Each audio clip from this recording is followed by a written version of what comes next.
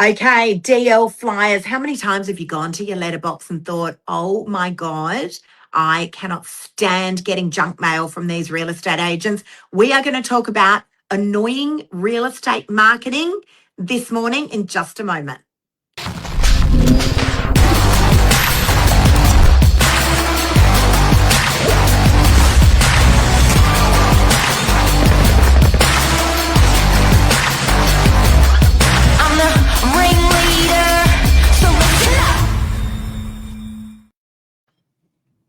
Good morning, Billy, good morning. The annoying real estate marketing, DL flyers. I had a very upset person contact me this week. We're going to talk about this morning over the next 10 minutes. How's your morning, Billy?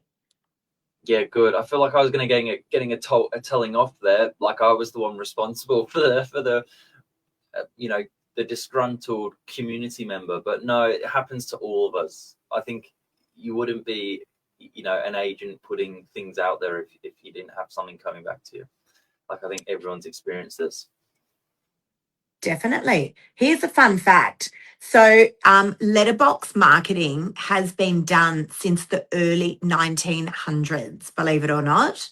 So, we're talking about prehistoric times before TV, right? There was no other option. That's how people learned about all sorts of things, news and all that sort of stuff. But, look, I had a lady reach out to me on my social media. I'm not going to name any names, but she was extremely unhappy. She said, how many times have I got to tell you?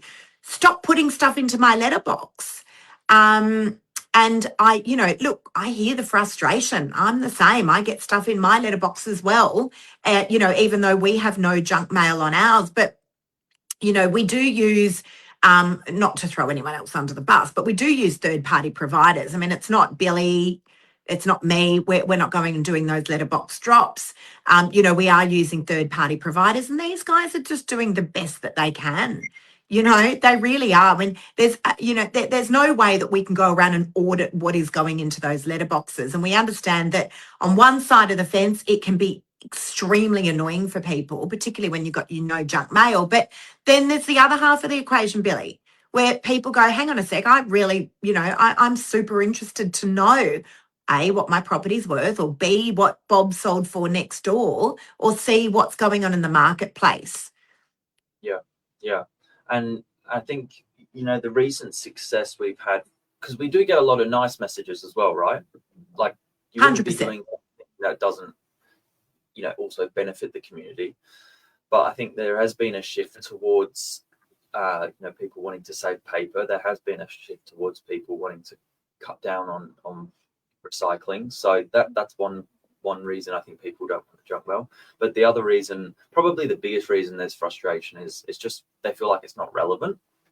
So that, that's quite easy to change. Either make it super focused on streets or nearby or price proximity. And then you get better cut through as well. Yep. Yeah, and look, I had a lovely guy called Simon who came into one of my open homes, actually filmed a video with him a couple of weeks ago. He literally bolted in the door of my Manly open home. And he goes, where's that list? The magazine that we bring out. And I go, oh, it's just over here. He goes, is this week's? And I go, it is. He goes, okay, so I love this retro marketing. He said, you guys are the only ones that do it. It's a magazine, guys, that we bring out every week. It's an enormous amount of work. But, we do it for you guys so that you're able to have all of our listings off market, pre-market, on market, all in one magazine. There's no advertising. It's just hardcore property. And he actually did a video on it. He's like, I love this stuff.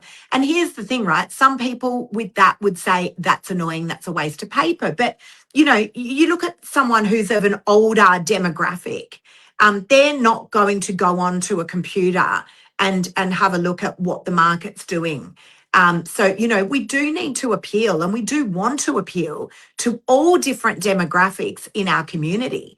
And, you can't be all things to all people, but we do the best that we can. And we're aware of the whole paper situation, Billy. We do an enormous amount on our social media, an enormous amount. But we do want to make sure that we are trying as best as we can to be all things to all people. Yeah, that's right. But I think agents that are getting any sort of backlash, what I've noticed the community actually really gets behind is when it's super local to them.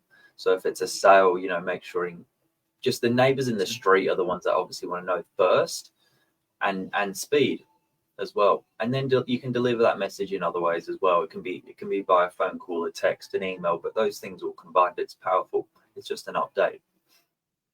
I agree. And also what's on, as you said, Billy, like that's such a good point. Like what is actually on those flyers? Because if it's Billy is the greatest real estate agent, he's number one, he's driving a beautiful flashy car, he's sold X amount of properties this week, there's no value there for the community. We do our very best to make sure that any sort of marketing that we send out to the community has some sort of value there. And it's only not relevant until it actually becomes relevant. You're like, hang on a sec, that's interesting. I was thinking about selling my property, or I was wondering what Bob and Jane's property next door to mine sold for. So, much like any other marketing, but, we try our very best to make sure that there's really relevant information on there, i.e., what the property sold for. Because sometimes, Billy, I find that in real estate, we speak a language that a lot of people don't understand. And by that, I mean, people will often market something and say, 1 Church Street, DY, sold for $1 million. We had 20 contracts out, 30 people inspected. That is real estate talk. A lot of people don't actually understand what that equates to. Yes. Yeah. The information that I'm going to vouch for ourselves here. The information that we put out is like nothing else you've seen before. It's first of all got a sold price on it, which is a great start because half the properties online don't have a sold price. It's got what it was purchased for, so you can see the growth between the purchase and the sale. And it's actually got a photo. This sounds so silly, but it's got a photo of the block, a photo of the building. So you actually, when you get that in your letterbox, you go, "Oh, I know the building. I've walked past that one." It's not a photo of the living room.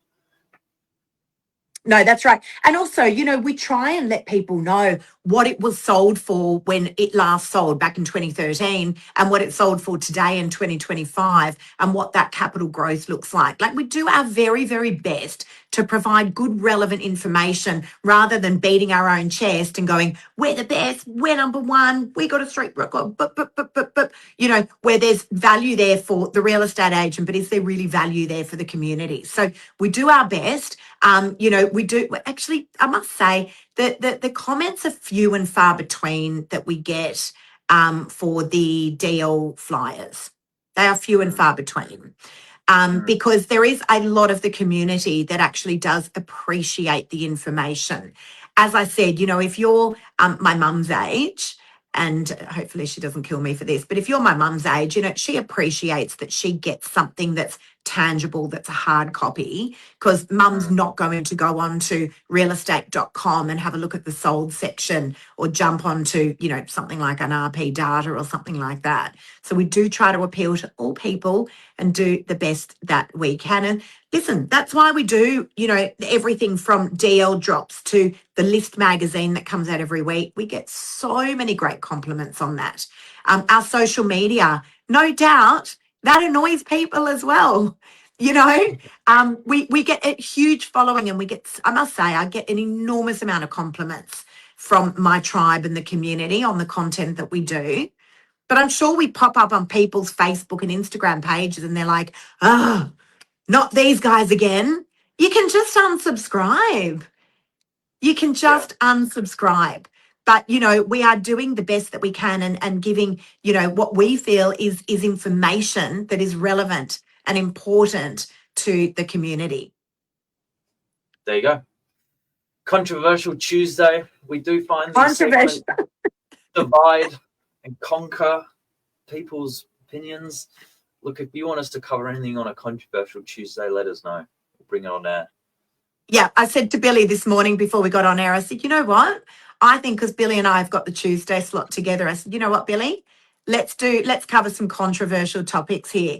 And we are all ears, guys. If there's something that you want us to cover, something that annoys you or something that you love, please feel free to reach out to us. It is a live show. We do get people asking us about certain topics all the time.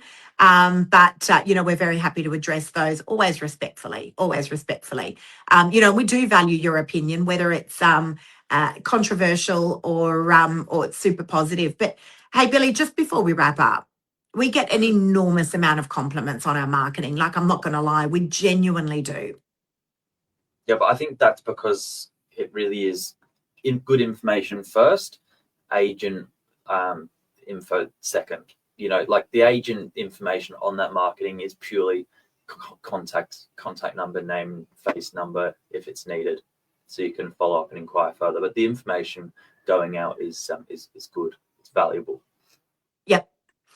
Certainly is. All right, that's it, guys. Controversial Tuesday. Billy, have an awesome day, guys. Enjoy this stunning weather. Thanks, guys.